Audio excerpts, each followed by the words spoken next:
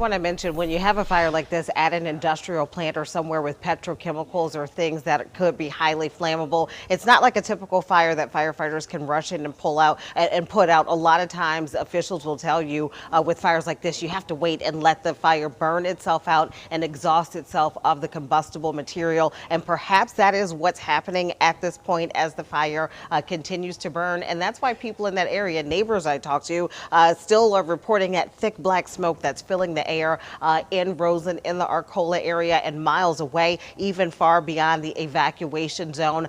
They were calling into the station, but we did just get an update from the Department of Environmental Quality. As Randy mentioned earlier, they said that they have done some initial readings, and those readings have come out at 0, but still, just visually, this is a point of concern. If you look up, if you're a neighbor in this area and see like this kind of smoke filling the air. As we mentioned, Smithings, well-known company, certainly a big employer, more than 400 employees that work at the plant. It's been around for almost 60 years, 57 years. And we talked about the things that they manufacture, the oils, the lubricants, the brake fluid, the antifreeze. And as you can see, those are the kinds of things that are held in those big storage tanks. On their website, Smitty says that they can hold almost 9 million gallons, some 8.7 million gallons of material. And a lot of that up in flames right now, fueling this fire, fueling that thick plume of black smoke. We talked about the elementary schools in that area that were evacuated.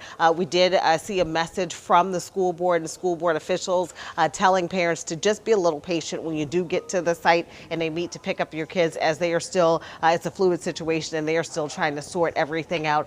Randy mentioned that people were experiencing this ash on their cars and their vehicles. These are pictures that we are getting into the newsroom. We are standing by for just an update from officials, but when you look at how intense the flames are, how big the smoke is, it is a wonder at this point that there are no reports of injuries. So perhaps we are fortunate in that regard, but we're waiting for the official word from leaders in Tangipahoa Parish.